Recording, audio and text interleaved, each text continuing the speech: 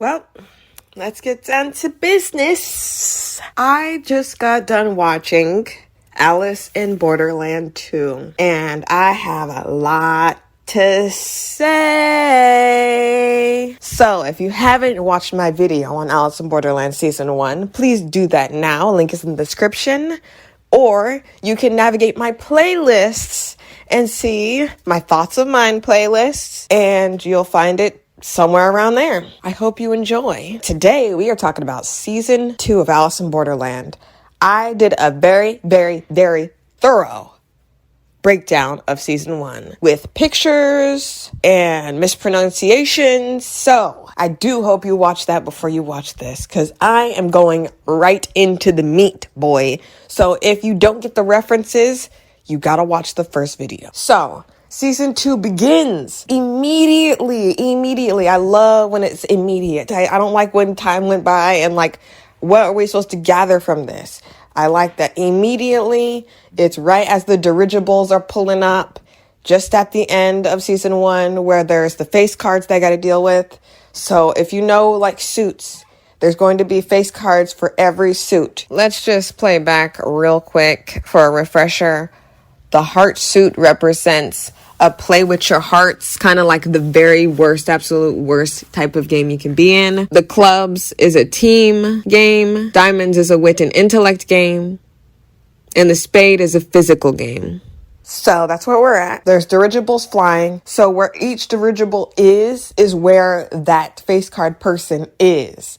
As of right now, our main characters know nothing about anything except what they learned at the end of Season 1, which is they gotta kill these face card people. So for the first game that we see, we have Arisu, Loser Sue, as I like to call him, Loser Gary Stu, if you will, Usagi, Quina, Attempted Rapist, and Mechanic. Mechanic is the dude with the hat. I don't know his name. They said it a couple times, but I completely forgot. I'm gonna just call him Mechanic. This game is a King of Clubs game, hosted by the King of Clubs, who is a band leader, and he's got his bandmates together with this. So it's really interesting because he's the King of Clubs, but he's allowed to have his friends here. And keep that in mind. Keep that in mind as we go through this breakdown. The King of Clubs is a naked man. He's naked for the entire game. I think that's pretty hilarious. They tell him to put on some clothes, and he don't. He's like, I'm a live, like, and man, toast to you, brah, because you naked the whole time. You really dedicated your life. You literally put everything on the line. But anyway, this game is really hard to follow. It's basically capture the flag. I'm not gonna elaborate on anything because I didn't really understand the rule. It's like capture the flag with hot potato. So basically every person has a thing on their wrist. And if you watch my first, before I get into this, if you watch my first video, you know why I don't like Attempted Rapist. He tried to attempt rape Usagi.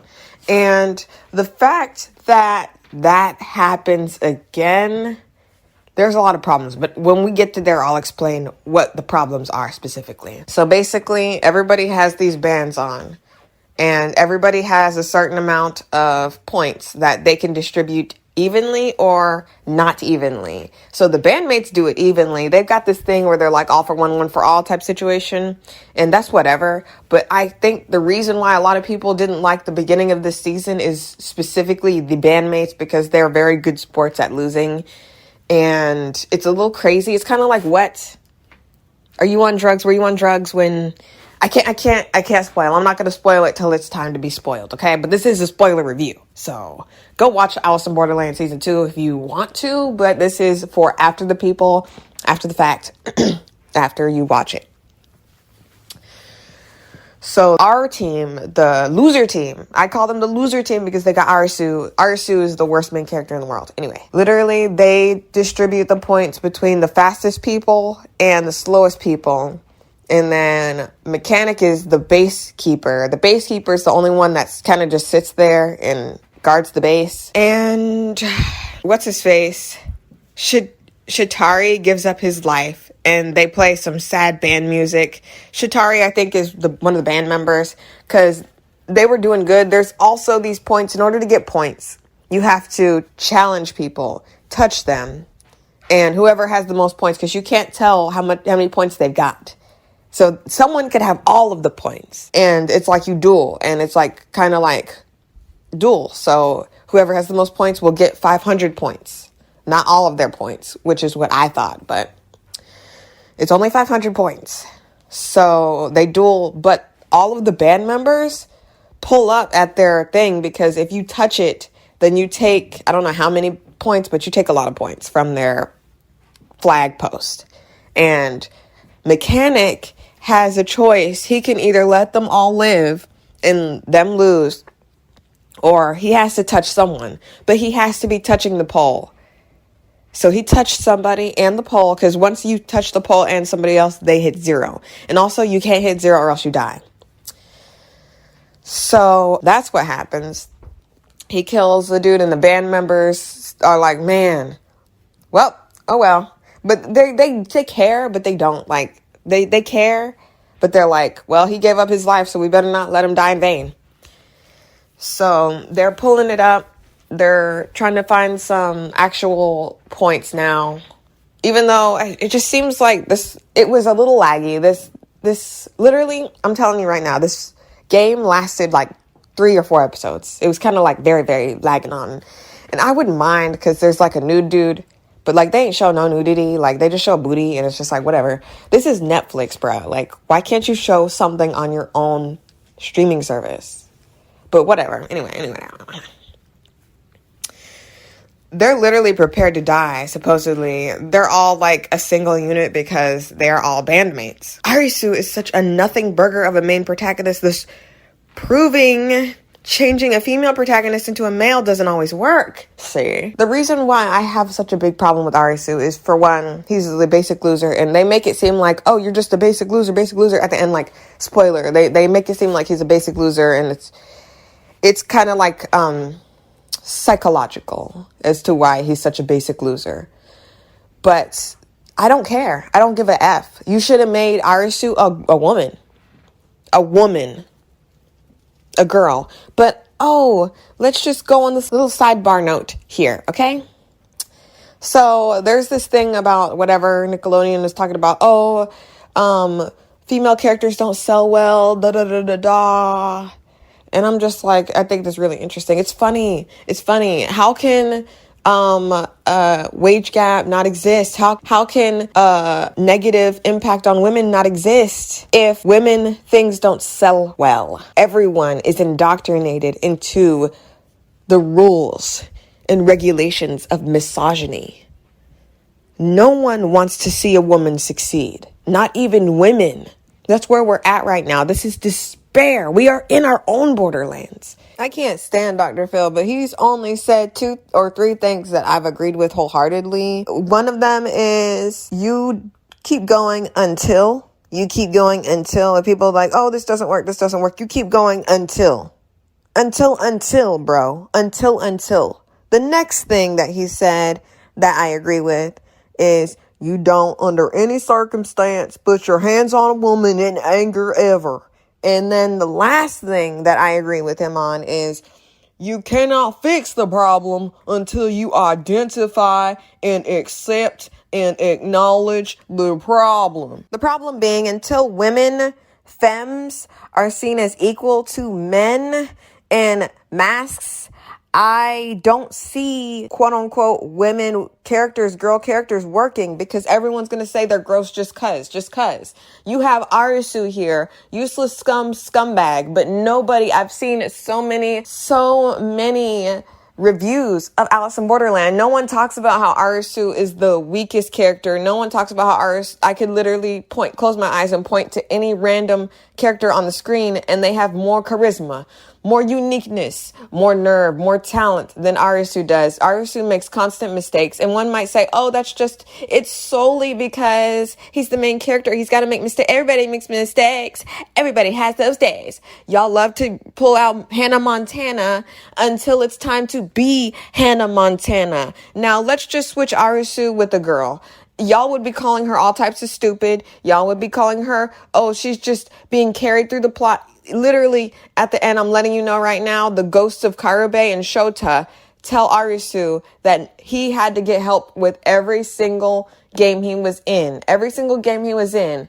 Quina beat up people with machetes on her own in one game.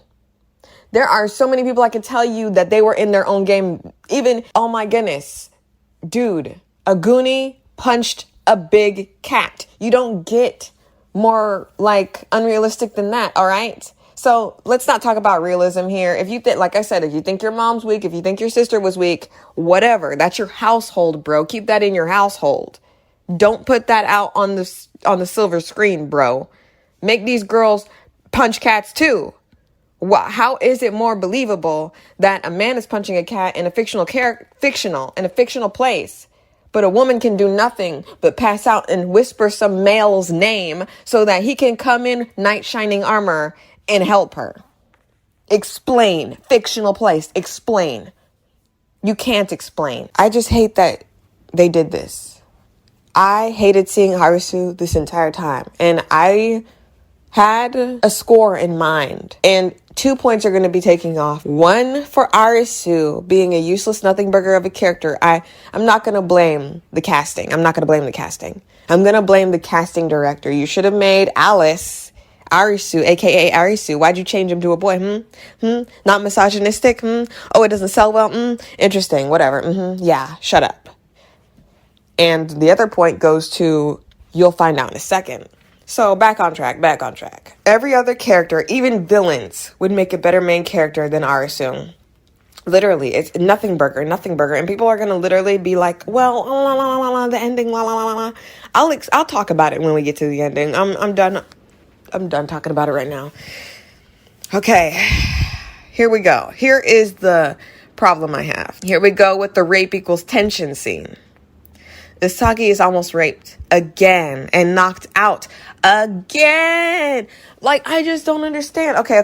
Here, let me go back for a second. Just a little second, just a tiny bit, okay? So, in the beginning, before they put those stupid bands on, they were like, oh, we only got 4 members because it was just Mechanic, Loser Arisu, Usagi, and Quina. Then guess who started beatboxing out the grave? They were like, oh, 5 actually. And then Attempted Rapist pulls up. Okay, let me explain what he is right now. He is an attempted rapist. Yes. He is a burnt victim. Yes, he is burnt from sternum to stem, bruh. And he limping. And guess what? Not only is he limping, but he is spitting and coughing up blood. How weak and pathetic and stupid, might I add, stupid is Usagi to see your attempted rapist again. And they made it seem like she had a grudge against him. Like, if I get a chance, I'm going to kill you in this game, bruh. She didn't even think about killing this dude and taking his bracelet. He said there was no rules. She didn't even think to kill this man. Oh, she's a good person. No, good person out the window. Attempted rapist, you're dying. You're dying in the Borderlands. You're dying, just to let you know. You dead, bruh. Don't see me again. But of course they make women so weak and mindless and useless and, oh, I can't do anything. I'm just a weak woman. I'm passed out now. Oh, like, I want to know why women pass out so often in these fictional places. It's not like this is a historical accurate event. This is fiction. Some old geezer loser scrub made that character do that. Some old loser geezer scrub or a woman simp made that character do that. She could have killed him. That could have been the whole thing. And I am really mad at what happens to this dude at the end of the show. I'm not going to talk about the end, but I am going to talk about this rape scene. This attempted rape scene, because he doesn't get the job done. Like I said, he's coughing up blood. So when it happened, it was a little strange. She was walking up to him and she was like, oh, what are you doing? Da, da, da, da. And he's like, oh, I get it. I'm a piece of trash now, which is ridiculous. How are you having this revelation that you're a piece of trash? You are a piece of trash. You should have known that you're a piece of trash. Threw yourself off the building. But he wants to go out in style. So he's like, let's finish what we started. And I knew when they brought this dude here after being a burnt victim. Let's go down the list of what this dude is. He is burnt up, crispy majispy. He is limping on one singular leg. and he is coughing up blood. How is it that she could not overtake this man? So you're telling me, even with all those things, and this girl is she is able-bodied. She's not burnt. She's not limping, and she's not coughing up blood. She is at least 95% health bar. This dude is at 10% health bar. Funny that he can knock her out and try to rape her in the state he's in. What man made that decision? Please stand up. Please stand up. Please. Where are you at? Are you still employed? You don't need to be. You don't need to be. I don't care about the source material, because if it came from the source material, then they need to not ever make anything ever again, because what on earth is that? This is a fictional place. If you think your mom is a weakling, if you think your sister's a weakling, if you think your aunt is a weakling, if you think your grandmother's a weakling, do not put that in fiction. This is fiction. So make this girl push him off. Make her save herself. You only did this so that Arisu could come and punch this dude out and not even kill him. He has, let me tell you how many times he has a chance to kill this man. He has a chance to kill this man when he finds him on top of Usagi as she's passed out. He has a chance to kill him with a gun in his hand, and he has a chance to kill him again after that. So I'm kind of, it's kind of pointless to have that stupid insert a rape scene so that the strong knight in white shiny armor can protect the weakling girl who is at 95% health while this dude's at 10% health. That just makes no sense. No one will ever be able to explain that away to me. No one on this earth. Don't even try. If you will, you will be deleted from the comment section. Do not try to tell me, it's just culture. No, it's nothing. It's nothing but trash. It's nothing but garbage. It's nothing but just to let me know that I'm in the borderlands where people think that men are better than women, no matter how one-legged, no-legged, blind, still get raped. That's all that tells me. That's all that tells me. And I'm standing my ground 10 toes on it, because that is ridiculous. You should have never made that decision. Usagi should have saved herself. Why do you think that a woman who was attempted rape by somebody is going to get near him? It was crazy. She had all this area. She had all this space. The scene, you watch it. You go watch it. All this space.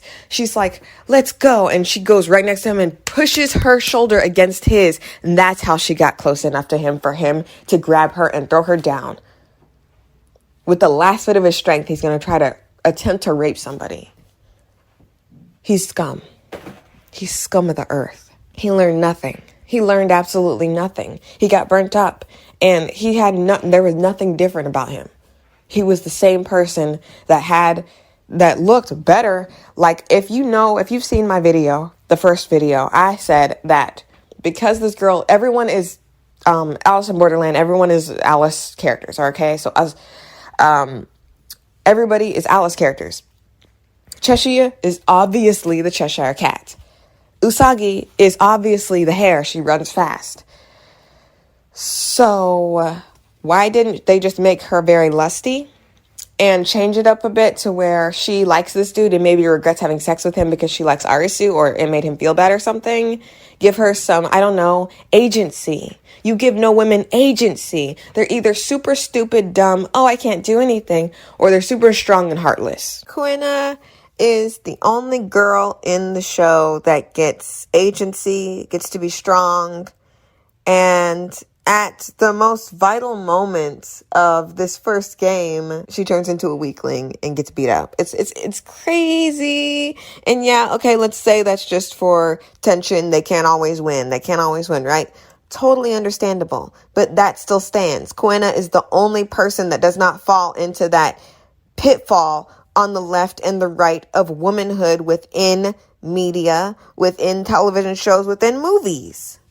That's it. That's where women are for you. And I think that's because you've got mother issues and you need to stop making things until you go to therapy. Seriously.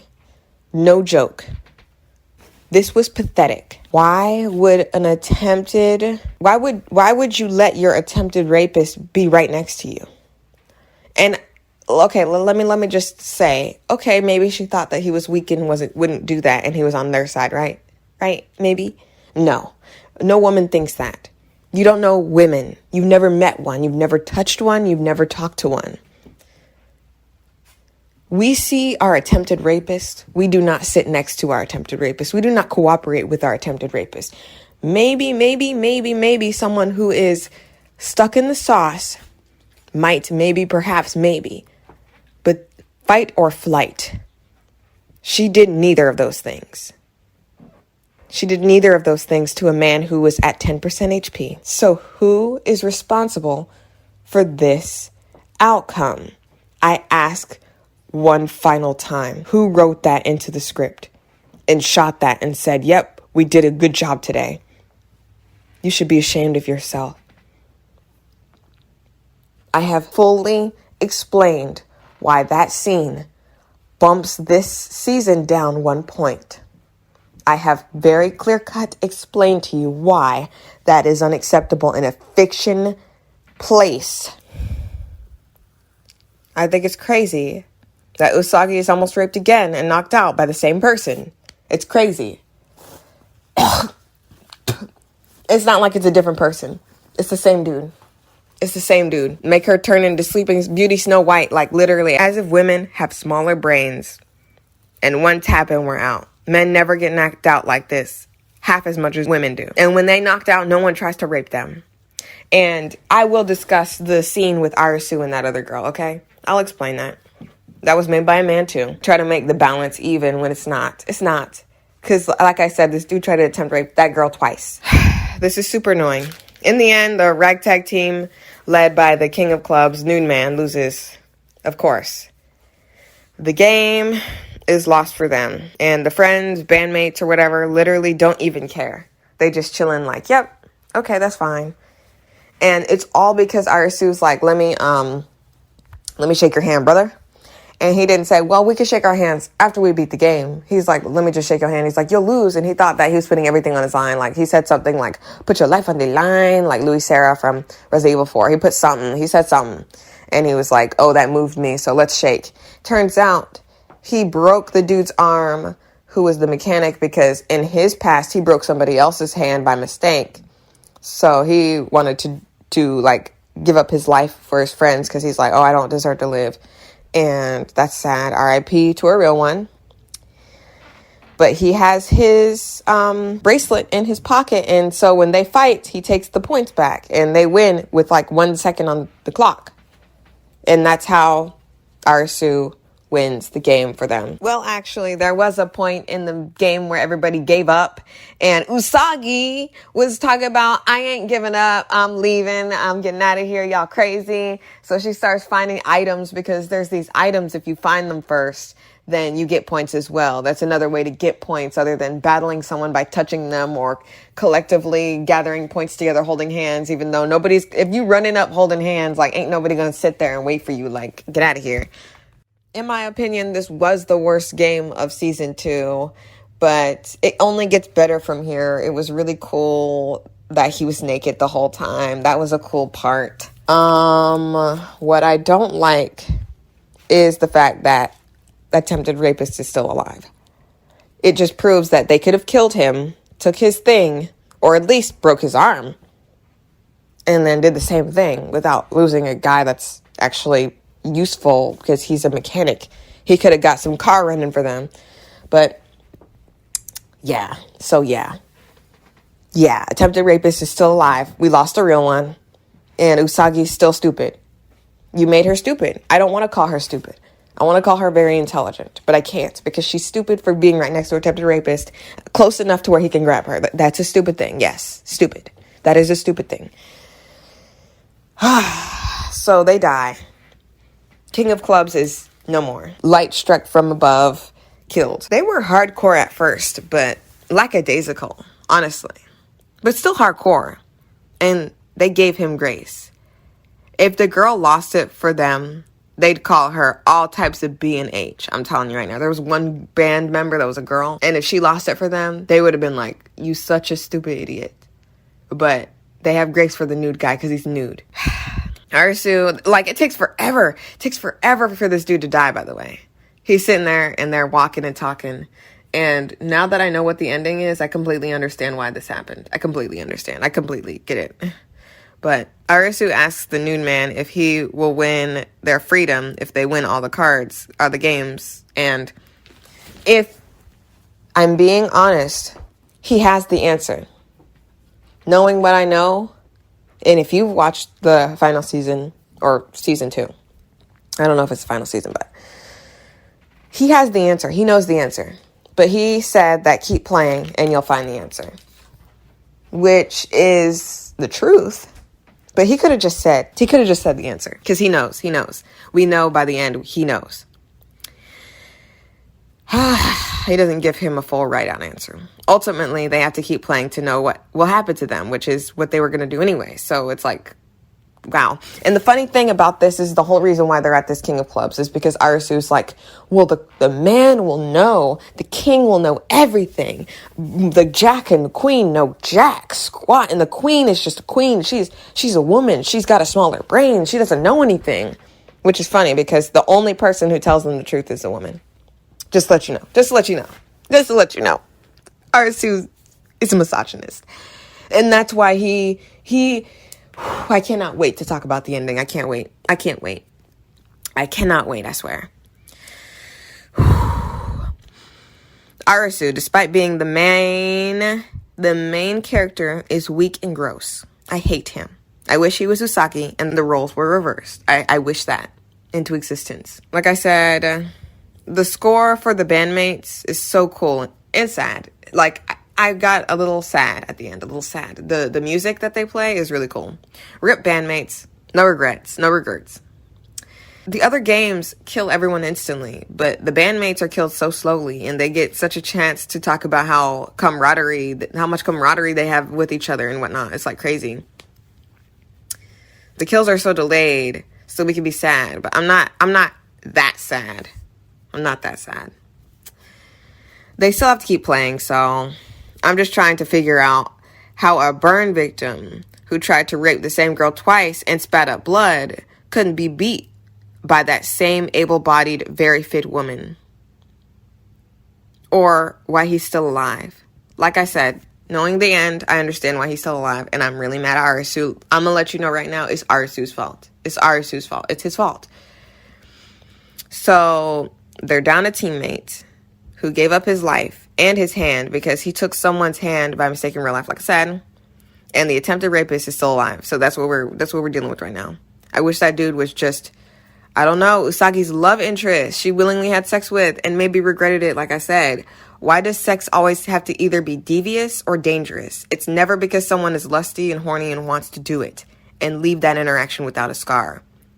There's soul ties, what it's called. Soul ties to it. Either it's not consensual or it's seen as a sin, and nothing fun about either of those scenarios, honestly. Quick recap of my video that I did before. I wanted to see Usagi have sex with everyone, like Kuna, Anne, because they're in like when I thought that was how it was going to go in the first one, but no. In order for a woman to be likable, she cannot have sex. If she has sex, she has to have sex with the main character, or else incels, losers, scum will think she is loose. And despite men being loosey-goosey with their penis-weenus, women cannot be loosey-goosey with anybody, which is interesting because this is fiction. If you even have those ideals in real life, this is fiction. I really don't understand. Y'all love to talk about how realism, but when realism actually sets in, for real, a realism, y'all are like, oh, wait, I don't believe that. I don't think that's believable. I can't see a woman having sex just because she wants to have sex. No, I have to see her be raped. I have to. Like, that's exactly what y'all say. Y'all have to see them be in some sort of horrible situation. And it makes no sense. I will never understand that ever in life, ever. Remember that scary movie trope that everyone kind of like spoofed off?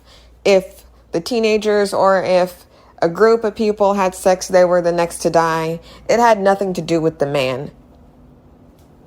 Psychologically, they subconsciously hate women to where when the man interacts with the woman at all, then he's the one that dies along with her because she's nothing. It has nothing to do with men. It has to do with men interacting with women, and that's pretty simple. It's women in general. They want the women to die. And that's why usually, but not all the time, when the last girl that survives in a horror movie survives, it's because she didn't have sex. It's because she stayed, quote unquote, pure. Usagi should have had consensual sex with that man, and that could have been a tension thing between him and... He needs to deal with that. He needs to deal with that because women have lives before other men. Women are not going to keep themselves for that one special person. We have one life on this earth. We are not going to sit here and be wholesome and be nuns until we find that one person that we don't know who they are yet. Because I know everyone on this earth knows men will not wait. And you can't look at a penis and say, yep, you've had about 50,000. You can't look at a penis. You can't even look at a vagina and say that. You guys think that. You guys think that because you are addicted to porn or whatever. But you cannot tell how many women, how many men have been with a woman, how many women have been with a woman. You can't tell that just by looking at them. And you definitely can't tell that by looking at their person with clothes on. You definitely cannot. So all in all, it's just horrible. It's horrible. This is a horrible situation. I hate this. So the next game has White Hair Boy, the only dude from the main cast in it. It's a Jack of Hearts game. This was one of my favorite games, kind of. It was like really interesting. So it takes place in a jail. It's called Solitary Confinement. One of them is the Jack of Hearts. So in all of these face card games, the Jack of Hearts, the Everybody, King of Spades, they're all playing among other people. They're all playing among other people. So the game only ends when the face card person is dead or whatever the rules. Because like I said, there's going to be other games that the rules are a little different. But so no one knows who the Jack of Hearts is. And I personally couldn't tell who the Jack of Hearts was. And it makes no sense how anyone could know who the Jack of Hearts is. And it makes no sense how the Jack of Hearts knew what his symbol was. Okay, let me explain this game. So everyone puts on a collar.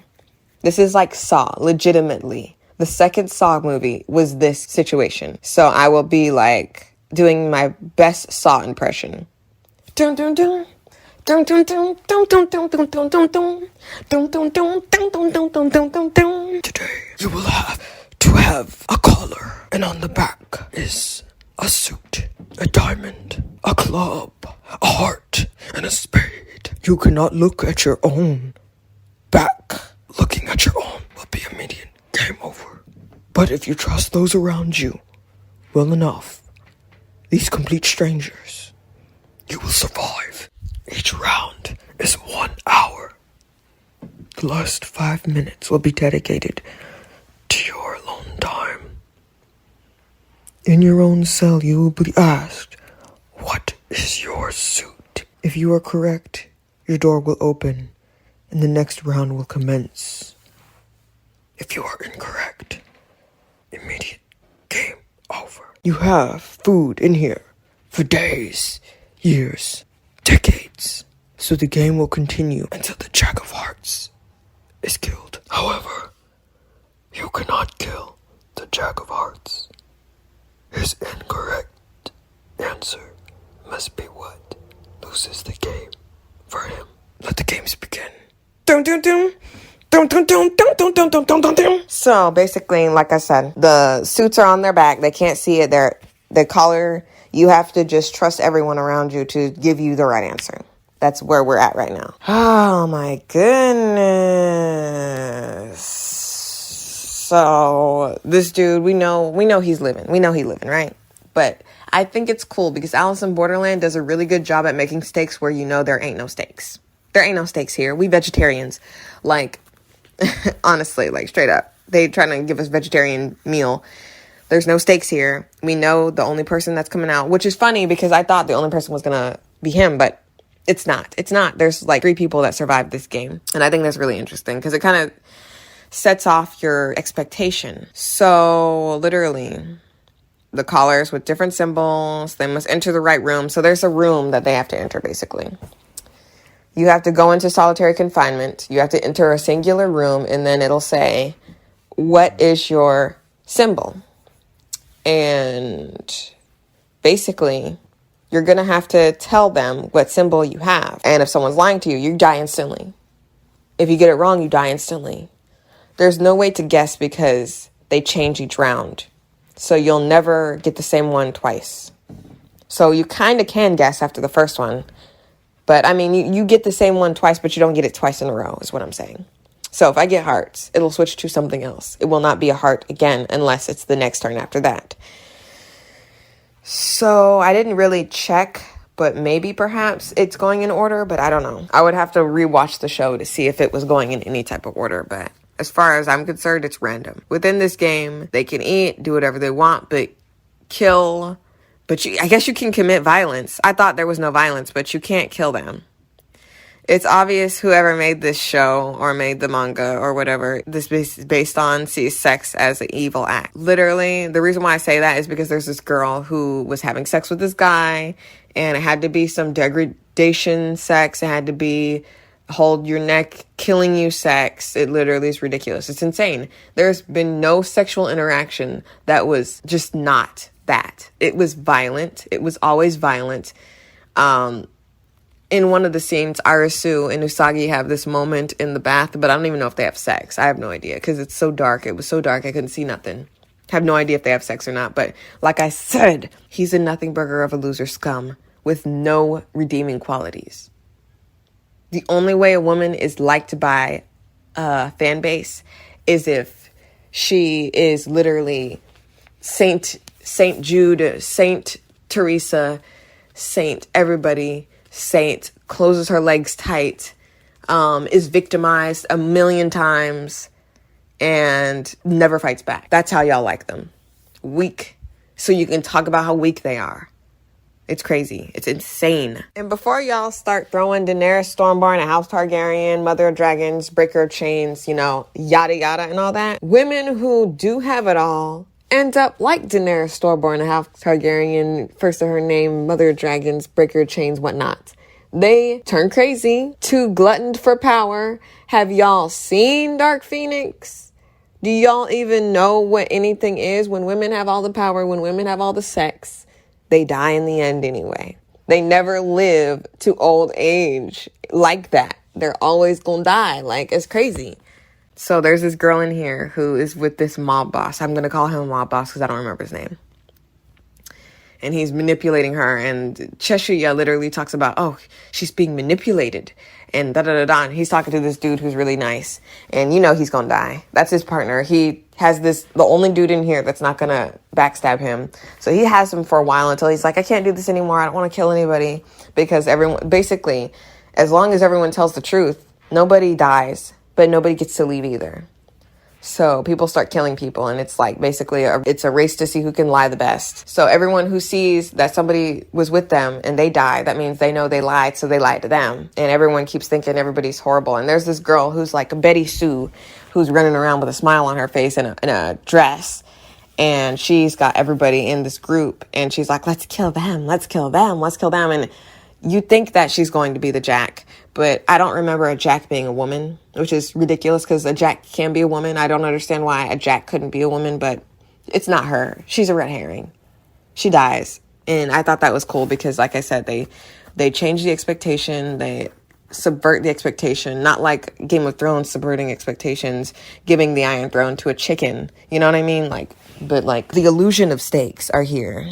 The prison, like I said, the prison has enough food for a lifetime, so it's not rigged against them necessarily. But my guess is that the Jack knows which symbol they will have for each round. My personal opinion. That's what I think. Because what if he accidentally, what if someone said to him, because no one knows who is who. He could have been anyone. That game could have ended pretty quickly. I just feel like that he was rigging it somehow. There's this dude that starts beating on people, and he dies, of course. Like I said, the girl dies. So the group is whittled down to a few people we don't know, and the two who were having violent sex, and Cheshuya. Despite this one not being filled with action, it had me at the edge of my seat because I like this dude. I like Cheshire. And of course, the girl who was having sex with that dude dies because girls can never win or be behind anything unless they're soulless or heartless, or insert salty ex-girlfriend, ex-wife image that these men who make this stuff literally project, literally. The way everyone was doing stuff, it was hard to guess this Scooby-Doo mystery twist because the actual Jack was like, I won, because nobody opened the door at the end. And Cheshire pulls out and he's like, yeah, I knew you were lying. Because his whole thing, he starts talking about how here's what happened, Monk scene. If y'all haven't seen the show Monk, it's really good. It's really, really, really, really good. It's over. It's already had its season finale. You can binge watch it. I have no idea where you can watch it. Tony Shalhoub is one of my favorite actors ever. I may do a video where I talk about my favorite actors and actresses. He's one of my favorite actors. It's really cool. He doesn't get a lot of shine. I feel like he doesn't have that quality that makes him a main character. It has to do with, it's actually, like I said, misogyny affects men too. It affects men. He doesn't have the physique that a man would have to be the main character all the time. He was Monk because Monk was quirky. He was Monk because Monk was, like, they don't give people like Tony Shalhoub the main role for like a blockbuster film.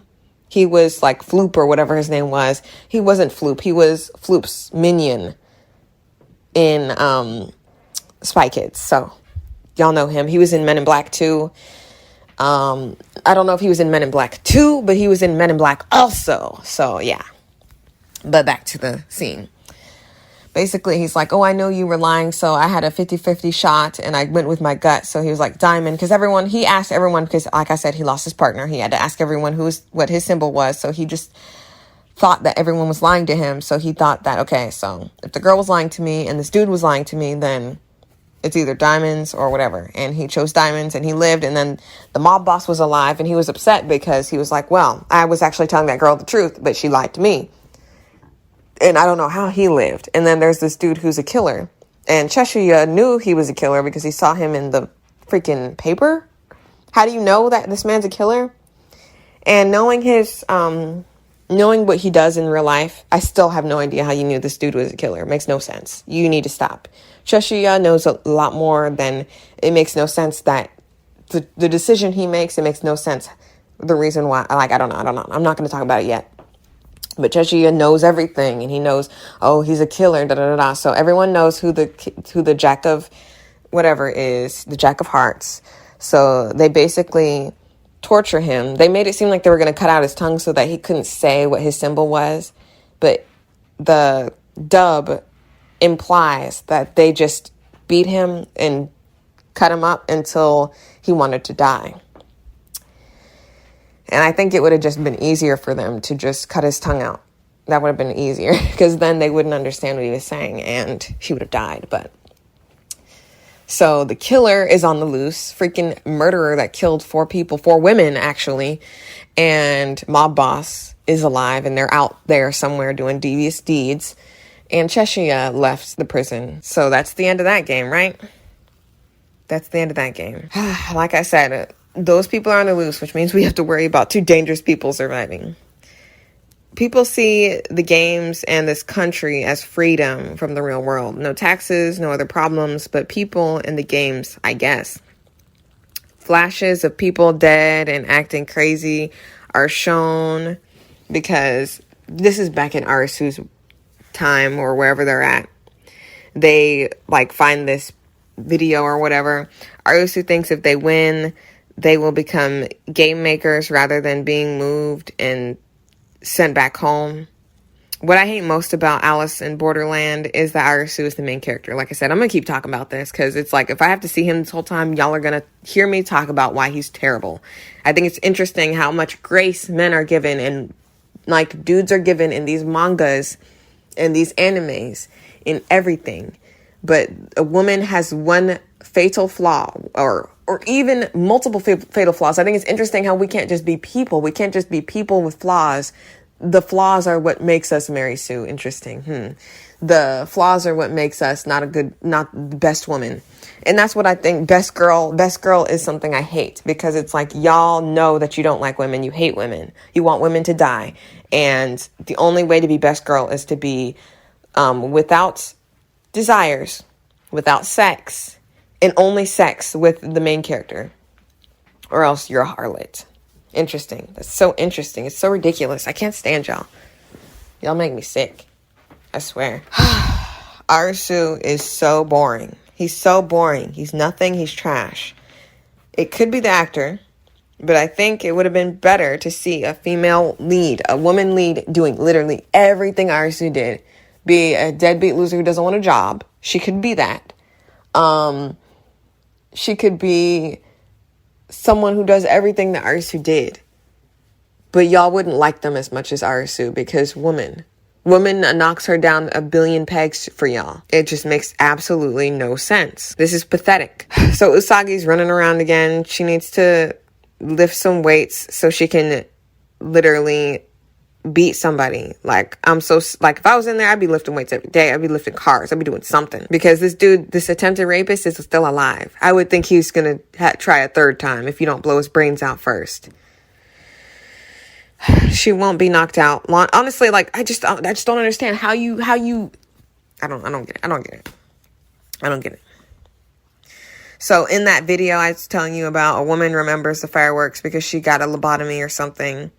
And she's like, but they weren't really. And then she gets killed because the King of Spades is pulling up. Usagi and Arisu get separated because I think they were looking for food or something. They were looking for a rabbit, and they were trying to catch him with their bare hands. Like, what are you doing? You animal. Like, you trying to kill an animal with your bare hands? Like, y'all don't even have any weapons. So he gets knocked out. And in episode 5, we see my big boy, Aguni. If y'all remember my first video, or if you've watched my first video, you know that I thought that when they were saying Aguni, like I thought they were saying you a singular goon. Aguni. I thought that's what they were saying, but his real name is straight up Aguni. So big boy is alive. He a real one. Like, he is a real one. He's trying to take down the King of Spades. He's the only dude that can do it. He's talking about, this dude is a mercenary. We need to kill this fool, and I'm killing this fool. And then there's this girl who's got one leg. This girl who got one leg, okay, with him. She tries to assault Arisu because she doesn't want to die, I guess, a virgin. And she's got one leg. It's unbelievable. Literally, like I said, it's funny how men who are at 10% HP can so easily rape someone. But a woman with one leg, there was absolutely no thought in my mind. I thought that she was going to successfully assault this scum, this loser, because she's got one leg and she's a woman. She's a dainty woman. Throw her off. Literally, it's really funny. It's really, really easy how y'all like to talk about everyone's equal till everyone's not equal. You know what I mean? Like, it's really interesting. But she likes Aguni. She's with him, and Aguni likes her because he kept her. But she's very strong. One of the strongest women here, because this girl, I'm not going to talk about what happens to her, but I'm going to just let you know that this girl is strong. She is strong. One leg or not, this girl's strong. So, literally, Aguni has survivor's guilt and wants to do a Suicide Squad thing with this girl. He has nothing to live for without Hatter. I personally think, in my mind, in my headcanon, Aguni and Hatter had a sexual romantic relationship. And that's why he keeps seeing him, because he killed him, because he was like, he's going crazy and he was going to kill everybody. And Aguni was the actual level-headed person, even though he was throwing people on the fire. It's funny. It's really interesting. Aguni's really interesting. I really like I said, everybody is more interesting than Arisu. Arisu's literally just insert character. He's just, what's that girl? Alice. It's funny. Just like Alice in Resident Evil, the old movies, they're old now. I cannot believe they're old now. It's crazy. And Cole Young in the Mortal Kombat movies. It's just insert yourself. How about you stop? You've got enough characters. How about you freaking bloody stop? That's enough putting random characters in here. Like, stop. But he's literally, and it's funny because he's supposed to be the main character, but I don't like Arisu. He's like nothing burger of nothing. Please, could you tell me in the comments section one singular thing you like about Arisu that has nothing to do with anybody else? One thing. One singular thing. I'm not asking for two and I'm not asking for three. I'm asking for one thing. There is nothing about Arisu that is anything. He has been connected to everyone. He needed everyone. I don't care how much you pretend he's smart, how much you pretend he's something. He's not. He's a loser. And if one bad thing happens to him, he's on the ground. He has no will to survive. Everyone else is keeping him alive. Aguni's keeping him alive right now. He's actually being bait for the King of Spades. It's really hilarious. But literally, Aguni and Arisu talk about life and reasons to live. And here's the next part. And the next part is about the girl who's got one leg. So she basically, we're seeing her out with people, and we see her. She's evil. She's really mean. Like I said, she's either girls are mean or they're stupid. She's the mean girl.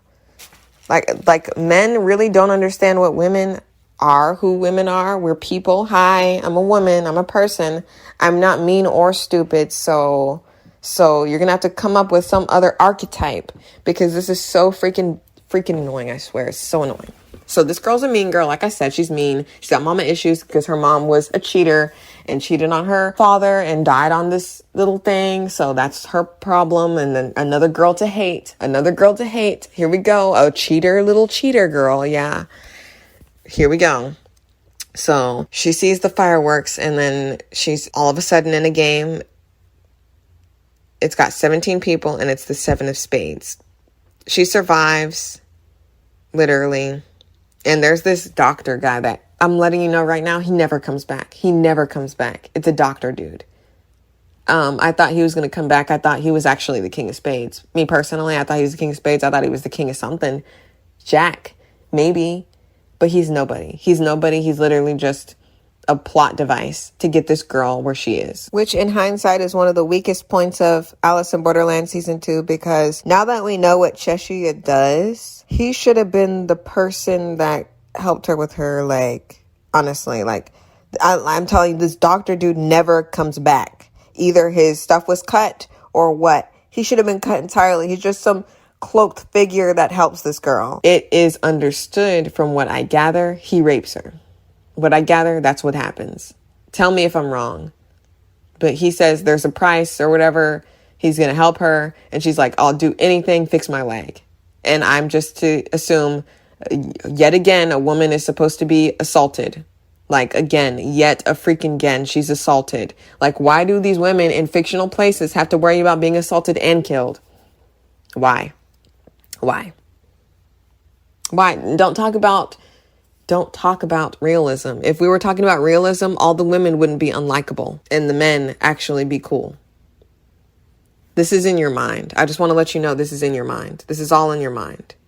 You literally feel like that about women. It's all in your mind. It's not real. Women are not either mean or stupid. You have not met that many women. Maybe your mother is mean or stupid. Maybe, but not every woman. So stop. She lives. She's an amputee, and she's got a thing like somebody made her a leg so that she could actually walk around. And she's got a bow and arrow.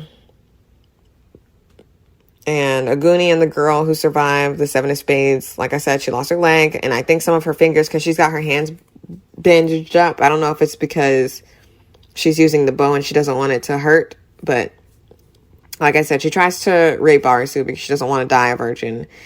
And they just made her do that because they didn't want the other dude to seem bad. He's still horrible.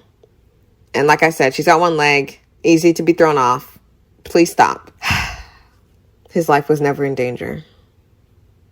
She didn't knock him out. Please explain to me how that's equal. It's not. It's just not. I'm not listening. So this girl hallucinated her mom, and that's why she's alive, because her mom told her to jump and she did, and she survived that game. It was called Boiling Point or something. It was in this little arena. It was literally an arena, like a football arena. And it started blowing up. And I don't know how you survived that game. That's so not fair. How is that even freaking fair? I don't understand. But I guess that's why she likes Aguni, because they're both hallucinating people right now. They both have chip on shoulder. And I think it's crazy how she's like, oh, I hate that cheating bee. Literally, ain't no one talk about guys who got whole families, whole new families. They're like, but he's still my daddy. He's still my daddy. But a woman who cheats, oh, that cheating bee. Like, guys aren't cheating bees. I hate that in these shows, in order to make women strong, they have to be void of happiness or joy. Most of the strongest women in anime or in anything are serious or mean. Speaking of serious or mean, Anne is out there looking for the end of the forest. But her compass begins to do the Pirates of the Caribbean thing and starts spinning in circles, so she starts marking trees. So, the action is back with Aguni. This is back with Aguni. Anne is doing something off by herself. Anne is the forensic girl who was working with the police. With Aguni and Mean Girl and Arsu, they're fighting the King of Spades in the forest, who I still think is the doctor at this point, but he's not. Arsu is such a cockroach, I swear. He can never be killed, maimed in any way, or lose anything. Literally, the end is when he's maimed, but I'm not going to talk about that yet. And his friends don't count because he's still able-bodied. After that thing when he lost all his friends, still able-bodied. Get out of here. Their ambush fails, and Aguni is literally out for the count. Someone beat a face card game, but it's not confirmed which one it is. But a lot of people survive. They just all come out. It's crazy. So there's just like a flash of Kuna looking for everybody else. She was looking for Cheshire and Anne. But specifically Anne. They make it seem like they have a romantic relationship, even though they really don't spend like 2 seconds together. She's looking in the Jack of Spades game, fighting for her life, getting cut up. It's crazy. There's people with machetes and she's got nothing. How do you win that game? What's the rules?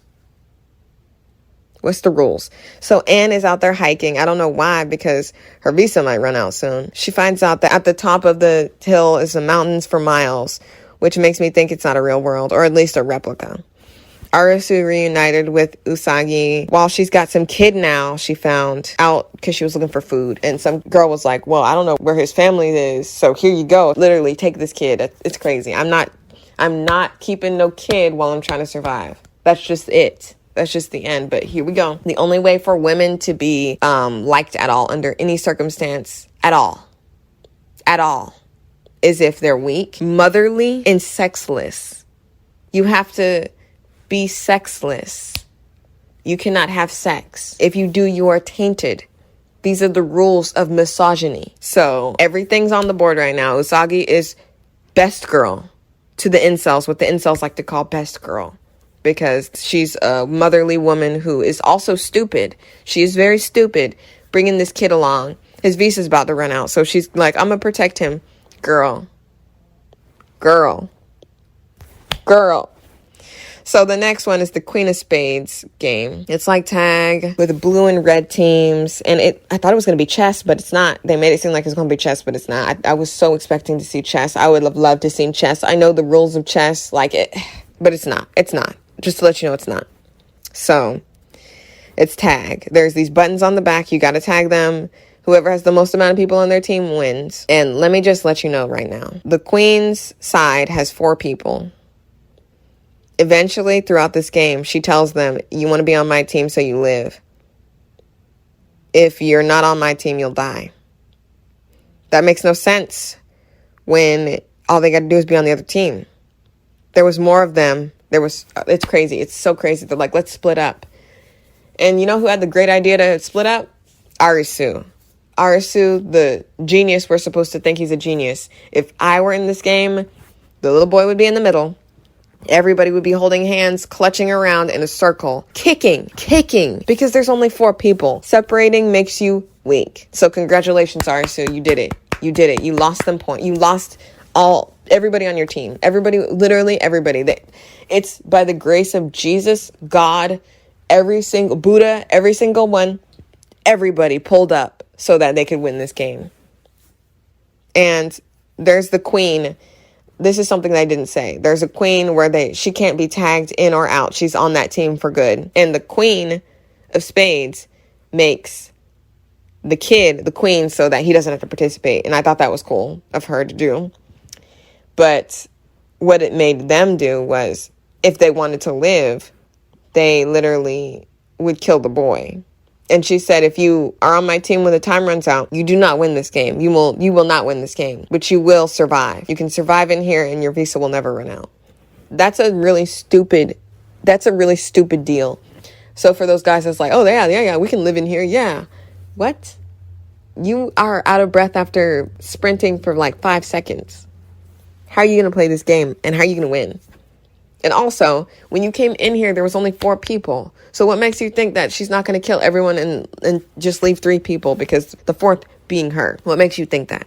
Why are y'all trusting these people? So dumb. Like I said, they win. The boy lives. The Queen of Spades says if they win the face cards, they'll know everything instead of just saying, hey, the answer. So the next one is the King of Diamonds. The King of Diamonds is one of my favorite games because I have no idea. I don't do quick maths like that. So the King of Diamonds is another one of the people from the beach. Number 2 from the beach. And it's another, I consider it my favorite because it's literally, it's chance. It's chance. Ain't no way. You can't BS your way out of this. You can't know the answer. You just can't. It's basically guess the number. And every time somebody dies, there's a new rule implemented. Literally. That's crazy. There's like 5 people.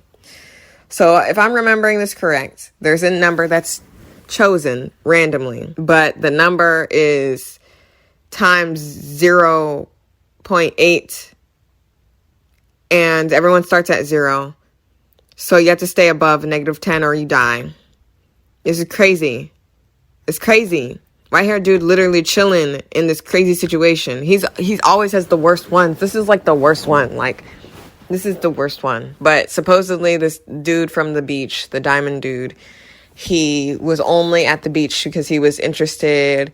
He's a lawyer and he doesn't like casting judgment on people. So I guess he was a criminal lawyer. Because ain't no way you're going to be a civil lawyer talking about you don't care about casting judgment. Like, ain't no way you working for the government and you talk about you don't like casting judgment. You get to choose. I mean, you don't really get to choose who you're with. I mean, if you're a public defender, you don't get to really choose necessarily. But I don't know. All I know is he doesn't want to choose who dies. So he wanted his game to be equal. And I guess no one's tried this game because I don't see no dead bodies nowhere. If you get to -10, you're boiled. You're boiled by sulfuric acid. You're burnt out. And it's horrible. Literally, white-haired dude is like at -9 for a while.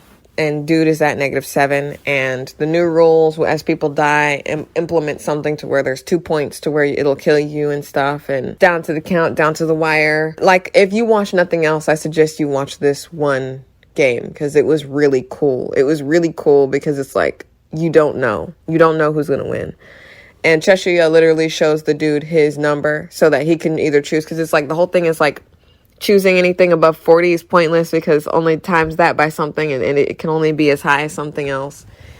So you either choose 0. And then there's this thing to where you can only choose the number that someone else doesn't choose. If you both choose the same number, y'all both lose. It's horrible. In the end, the lawyer loses.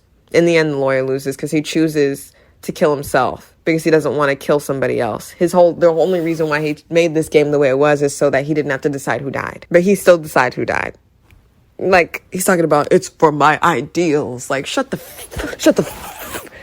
Anyway, Cheshire lives, okay? So, Cheshire is a doctor. And don't judge by appearances, don't judge a book by its cover. What's a person? It'd be Cheshire, because my gosh, he is the squeakiest, squilliumest, smallest, little itty bitty, tiny, emo looking boy doctor I've ever seen in my life. Like, you don't even look like you could have passed, like, got your doctor. Like, you have to be a genius. Like, bruh, how old are you? You look like you were in your 20s, early 30s. How did you get your everything done to be a doctor? Ain't no way in this earth, bruh. Like, in Japan, how long do you have to become a doctor? Because every time I see a doctor, they be like in their 40s, 50s, 60s, bruh. Like, ain't no way, bruh.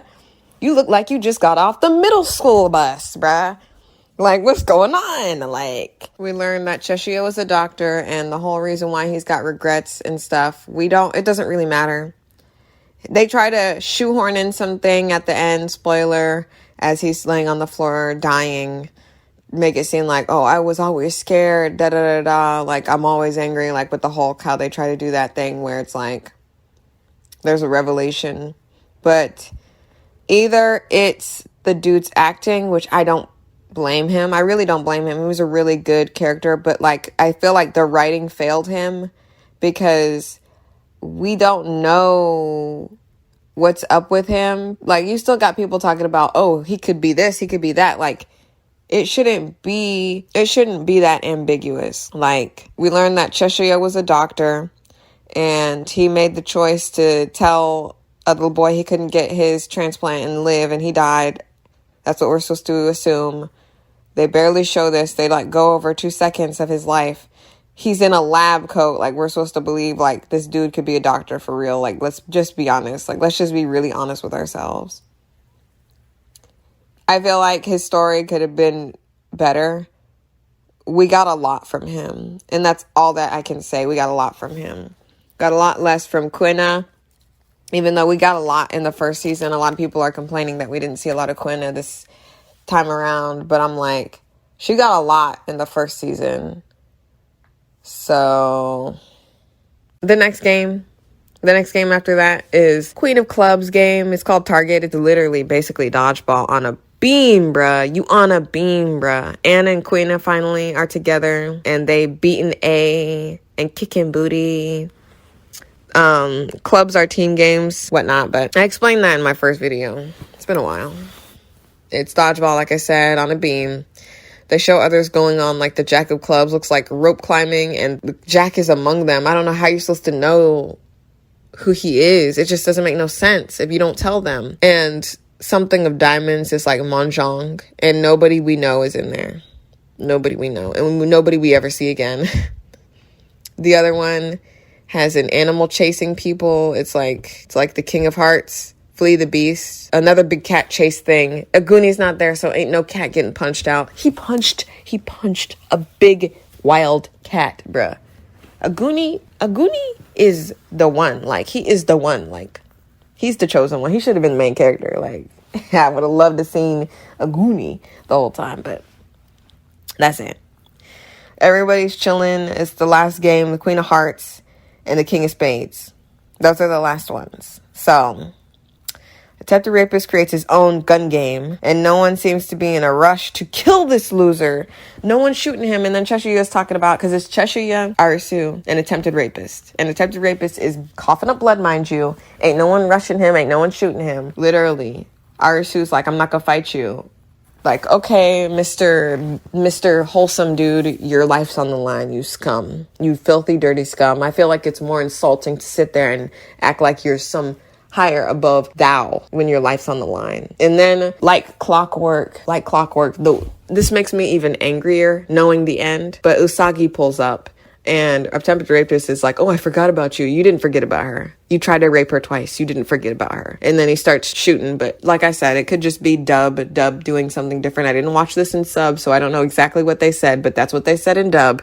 She just sits there. She just sits there for a moment and decides that she just wants to die and doesn't do anything about the bullets coming at her. So you can't out dodge a bullet, but you can try. So Cheshire jumps in front of her and saves her and gets shot again. He's already been shot once. He got shot once by Attempted Rapist pulling up the first time talking about kill us. Like, let's do this whole...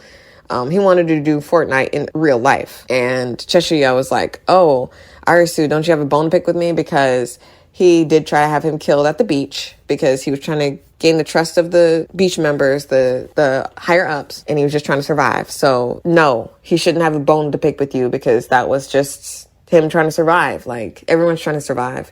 I hate that the whole theme of this is, if you want to survive, you're selfish. The person who is selfish here is the person who made the games. And in hindsight, I can't necessarily say that's all the way true, but it's halfway true. Like I said, this Usagi literally does nothing to try to get out of the way of these bullets. She just sits there like the stupid girl she is, because like this, we're getting closer to the end. I'm almost exploding with the answer. It's crazy. The King of Spades is here. He's pulling up, shooting at everybody, fighting for their lives in Shibuya. Anne is literally shot and killed. And the girl with the one leg is shot long ways up her body and she's still moving. Girl, hate is keeping her alive. It's crazy. Aguni is shot in the face and he's still alive. Usagi gets stabbed in the legs. Everyone's dead or about to die. Here we go. Arisu's literally just the worst main character because while everyone's fighting for their lives, he's sitting there because they sent him off on this boo-boo errand to go make the thing filled with gas. So he's in there, not even with the mask or nothing, about to pass out. I thought he was about to pass out. I swear, I thought he was going to pass out and everybody was going to be dead. And he was going to wake up and everybody was going to be dead. I thought that was going to happen because Arisu was so incompetent. He makes me sick. I want to throw up. I cannot stand him. I want him to die. But Arisu bums around while everyone's trying to fight for their lives. And Aguni is literally still alive. Hate is keeping him alive, I guess. But he's fighting the dude and he eventually kills the King of Spades. Literally. He contemplates suicide and sees Hatter again and whatnot. I really think they were lovers. Like, men can be in healthy male with male relationships without them being sexual or being romantic. But I think Hatter and Aguni were together. And I would have loved to see them kiss. I would have loved to see an actual explicit, let's say that, because they love to make it seem like someone's gay so that people could be like, oh my goodness, they're gay, and then they're not. Or there's no effort put into their relationship, but there's effort put into heterosexual relationships. That's what I don't like. I don't like how, unless they're heterosexual, people don't infer or they don't want you to infer that they're in a relationship. Gay people have relationships too, and I don't understand if you're going to show blood and if you're going to show nudity and you're going to show all this and you're going to show this girl get attempted raped twice by the same person, why can't we have some wholesome gay relationship? And Koina and Anne, maybe they're just friends. Maybe they're just friends, but it would be cool to see them in a relationship as well. But everyone's, like I said, everyone's bloody on the ground, bloody on the ground, bloody. Everyone's dead or about to die. There's only one game left. Like I said, I'm taking points off because of that whole rape thing, and Arisu because he has been through nothing. He's been through nothing since his friends died that first game or that second game, because they survived the first game, but the second game that they played together, literally. He's been through nothing. You literally got Usagi limping because she put her life on the line just to be done so dirty. Just for Arisu to be covered in blood that ain't even his own blood. The last game is the Queen of Hearts. Croquet, I don't know how to play. I really don't. When I was watching, I'm like, what am I watching? I have no idea. Sagi's bleeding and Arisu's unscathed as usual. They get some answers out of the Queen, but not really. It's all crazy because she's like, the game is croquet. All you gotta do is play 3 sets. They play the first set. They're sitting there waiting for freaking the world to explode around them because they've been through such horrible hardships. This was a plot point. Usagi literally said they haven't eaten in a long time. To unmuddy the waters of what happens in this game, it would have been nice for the woman to say, do you want some food because you haven't eaten? Because you know what? They haven't eaten. Usagi literally says twice they haven't eaten. If you're going to bring something to the party, if you're going to bring something to the story, how about you actually take that crap home? Actually drive it home. I'm an actual writer. I went to school for writing. I know how to write a plot. I know how to write a story. And what not to do is to say something for no reason. It would have made sense for her to say, you want some food? Because it's Alice in Wonderland. Remember the cake that they had to eat to get big and small and whatnot? It would have been interesting because she's a shrink, that she shrinks them down. It would have been cool. Like, it would have been cool, but this is not what happens.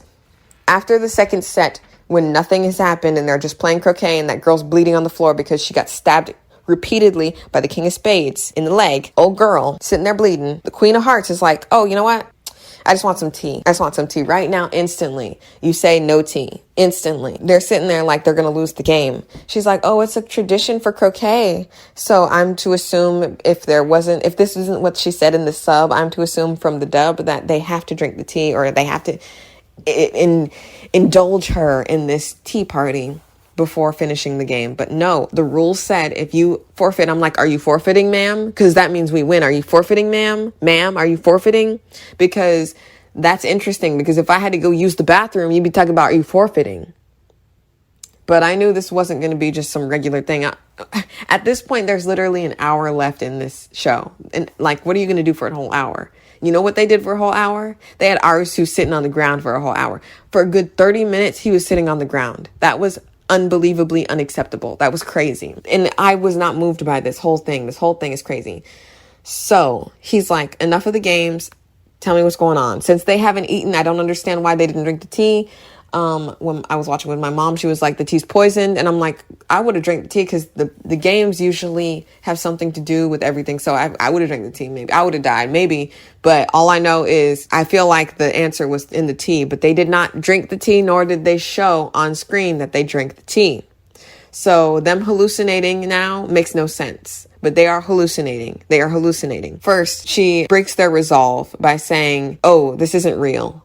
You're in a simulation. Arisu's eating it up like he hasn't been lied to, like he hasn't gone through all this crap. Like I said, Arisu's the worst main character ever. Usagi's like, don't listen to her. She's been saying don't listen to her this entire time. She's like, just finish the game. Can we finish the game, please? And Arisu's talking about, so what's the real thing? And she's like, I'll tell you. She's like, aliens came and killed us. Oh, we're in the future. Oh, you're this and that. She breaks his resolve by making him question his reality. So when she starts bringing up his friends, because she's like, oh, I made that game where your friends died. And duh, you're the queen of hearts. You made all the heart games. Duh. Literally, I don't understand why that's a revelation. They sit there and the music gets crazy and the camera backs up like, whoa, oh my gosh, she's the queen of hearts. Of course she made the hearts game. You stupid? Are you dumb? Like, anyway, she says that she made the game, the wolf game, where they had to look at each other and the sheep and all that, and whoever's the wolf wins. She said she made that game, and that breaks his resolve even more, because she's like, well, your friends, they were never in here. We were never in here. This was just a thing for you to basically survivor's guilt, because they died in the beginning when they were sitting in the middle of the street running from cars because they were in the middle of the street. And he was like, look, fireworks, which fireworks don't happen in the daytime. I don't care where you are. I don't care if you're in Germany or you in Africa or you in America or you in Canada. You do not have fireworks in the daytime. You can't see them. You can't see them. So there's no reason to have fireworks in the daytime. No one in the world does fireworks in the daytime. So I already knew there was something wrong with that story. But right now, as it stands, Arisu's in this make-believe hallucination where his friends died that day. It was just those two who died from getting hit by a car because they were in the middle of the street. And he's sitting there inside an insane asylum with the girl who is the Queen of Hearts as his psychiatrist in the hospital. She's like, tell me what happened. And he starts talking about it. And she's like, there is no game. The only way for you to stop this is to say you're giving up on the game. And the moment I heard that, I knew that this was real. With everything they've gone through is real. Like, not a whole season was dedicated to watching them play games. But she said, are you going to give up on the game? If you give up on the game, you take these pills. It would have been interesting if they ate cake, because Alice in Wonderland, they had to eat cake to shrink or get big or whatever. I don't care which one's what, but they had to drink something to get big. It would have been cool for them to have to drink something, drink tea. What if the tea was so how they would stop hallucinating? That's why I said, like, the tea made no sense. It was just solely as a callback to Alice in Wonderland, and you didn't go deeper than that. In Alice in Wonderland, there was cake and there was a drink. One of them made you shrink. One of them made you get big. Literally, I know this solely because I played Kingdom Hearts. Solely because I played Kingdom Hearts. That would not be in my memory bank because I don't even like Alice in Wonderland all that much to be knowing everything there is to know about Alice in Wonderland. But because I played Sora and we had to freaking get small and go in that stupid door and he was asleep, and then we had to get up and get big again and then scream so that he would wake up and then get shrunk it down again. How many times I had to do that? I had to do that about 50,000 times in Kingdom Hearts 1. I know about Alice in Wonderland solely because I played Kingdom Hearts 1. So it would have been interesting for them to have eaten the cake or something, and then they shrunk or something, and then they're in this make-believe world, and then what's her face? She cut herself and was like, oh, I don't mean anything to you then. So she kills herself literally. It's crazy. But she's still alive. It's hilarious. It's hilarious how much blood this girl's lost. She's already lost blood because her legs are busted up, but her arm is now busted up because she cut herself on glass. And this girl's like, get out of here. And the shrink, aka the Queen of Hearts, was like, oh, she was in here too because she lost someone she loved. And it's funny because she lost her dad. So it would make sense that they were all in a thing. But if she didn't say, do you want to end the game, I would have believed this. Like, it was such a good moment. This was such a good moment.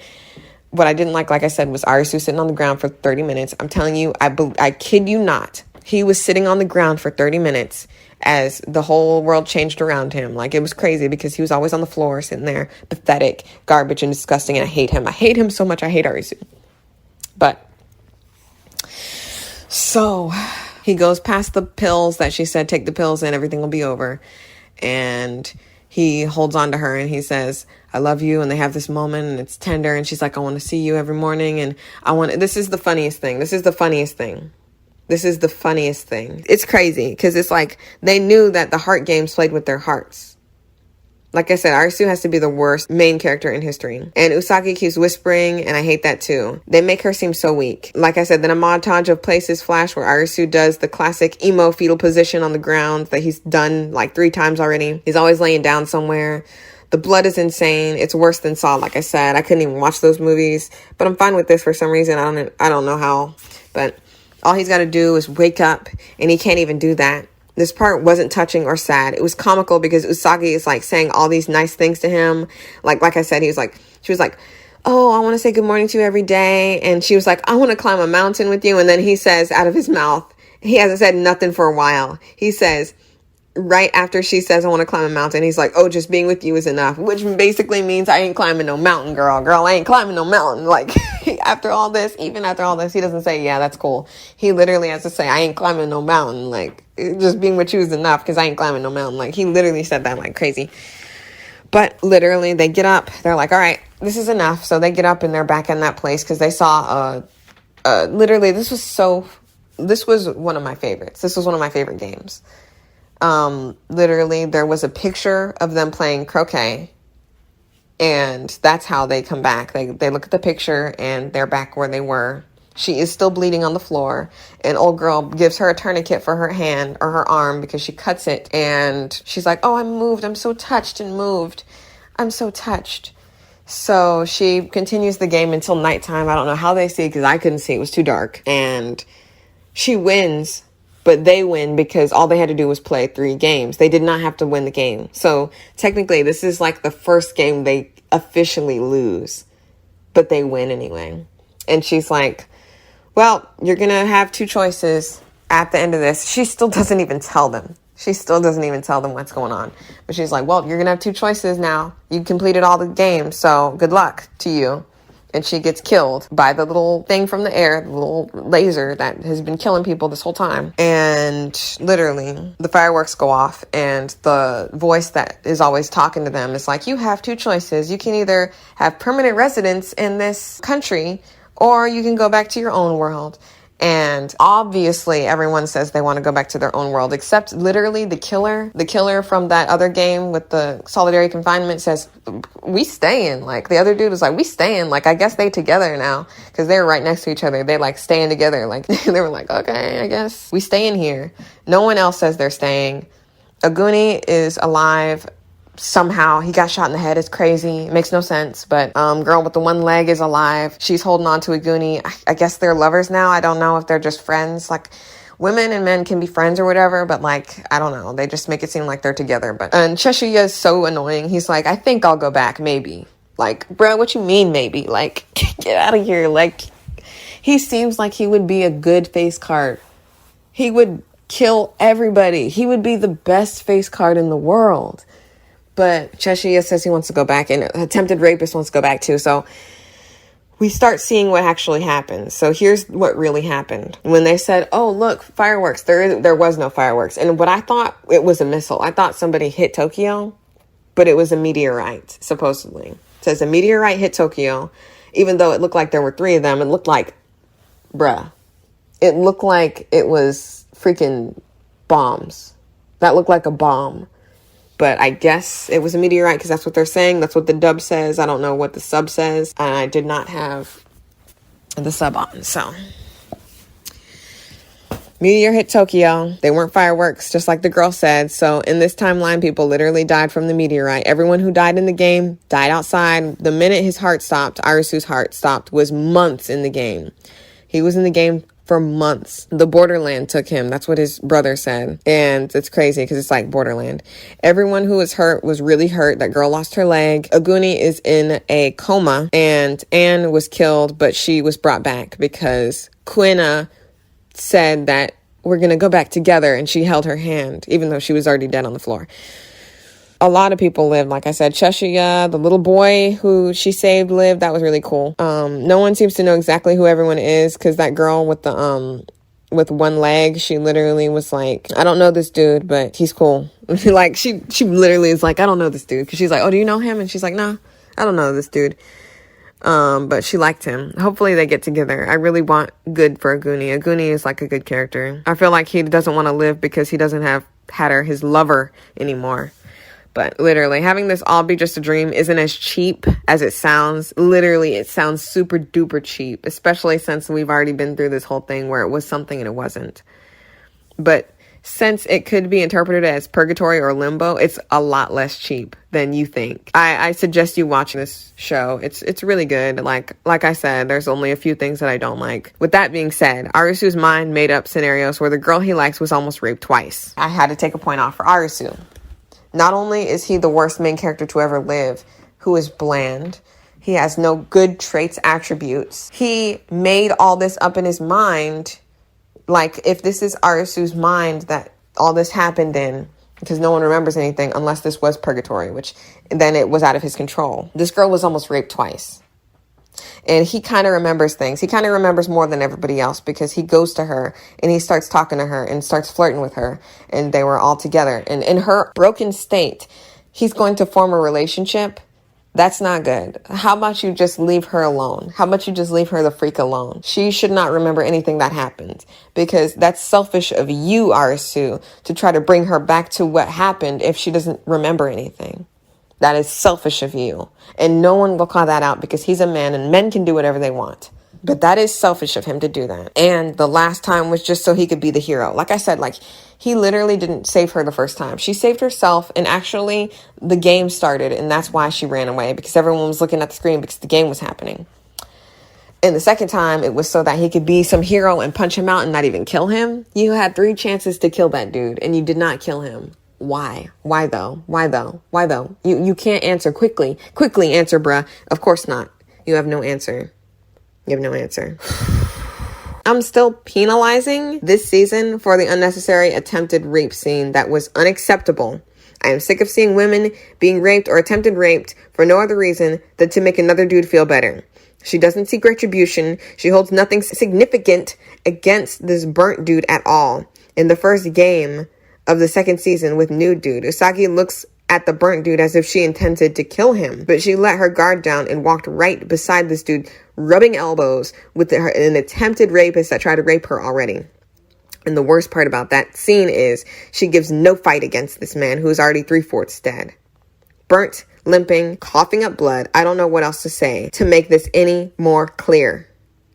That scene cannot be explained away in any way under any circumstance. It was unnecessary, stupid, and used, and it should be used as an example as to what not to do in your fictional work. Realism doesn't mean unnecessary racism, unnecessary homophobia, unnecessary transphobia, or unnecessary misogynistic themes. The whole thing that I like to say, here's an example of something that makes sense. Quina's father does not support her transition.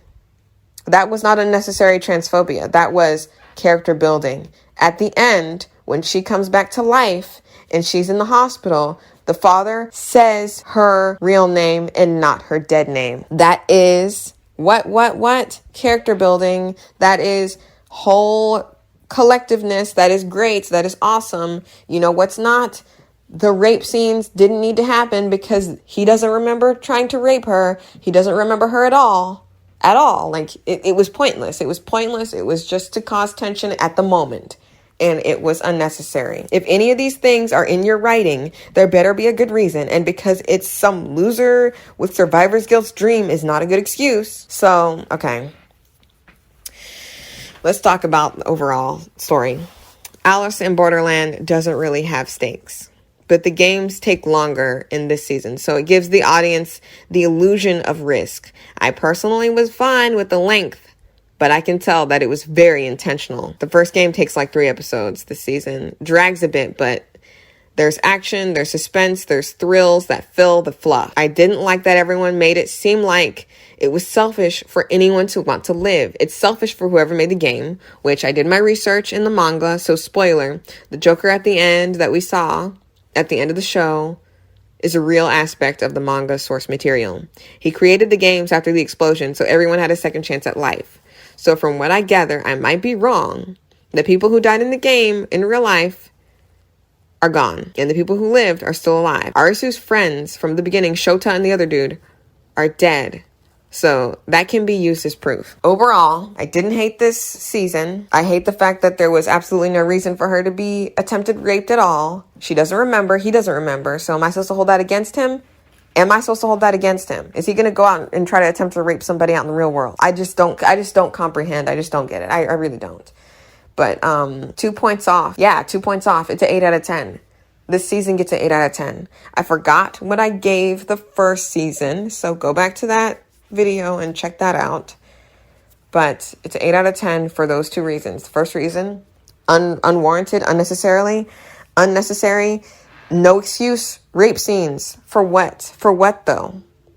Any at all. For what though? In fictional work, for what? You already have to worry about getting killed. Why do women have to worry about being raped? And like I said, that girl that tried to rape Arisu threw her off. It doesn't matter. Like, stronger than her. She's got 1 leg. You're not in danger. Aguni's going to knock her out anyway. So no danger, right? No danger. She was the one that was knocked out and in danger of being penetrated unnecessarily, unwarranted. So yes, that was unnecessary.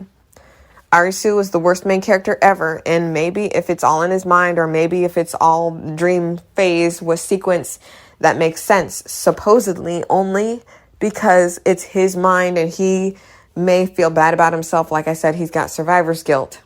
A lot of people do, like Aguni does. And that's basically it. I hated that Arisu was turned into a dude so that people would like him more when he's not likable to begin with. I hate him. And I hope that Aguni and Hatter were in a relationship. And I hope Quina gets everything she wants in life. I really liked the character Anne, even though they made it seem like she had no heart, no soul, no nothing. Because that's what they do with women. They're either stupid or they have no heart, no soul. Yeah, that's what happens. And I'm basically done. Hope you guys enjoyed. I hope you guys enjoyed the first video I did on Alice in Borderland. This one's a little longer because a lot happened. And I hope that you found it thorough. And I really don't have any theories to talk about. I had a lot of theories in the other one, but I feel like it's basically clean cut and over. If there's a season 3, they're going to ruin it. They're going to ruin what they had here. I hope that the Joker card was just a nod to what happened and basically like a little kiss goodbye to the show. I hope that's the end. Supposedly in the manga, because after I did research, I saw that he went to college and he actually did something with his life. But who knows? I really don't want to see them in a relationship. I don't want to see him try to coerce this girl into a relationship. Honestly, she's hurt. Everyone's hurt. No one should be talking to anybody. Everyone should just be worrying about getting better. And the only reason why I want a Goonie with that other girl is because he lost his lover. And it's like he needs someone to cry on. And that girl can cry with him because she lost her mom as well. So that's it. That's basically it. Let me know if you like. Subscribe, share, like. Subscribe, like, share. I stream on Twitch, the Princess of Darkness _ between all of the words.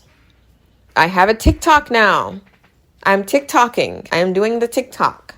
Link is in the description. I hope you enjoyed. And I'll see you next time. I'm done. Game over.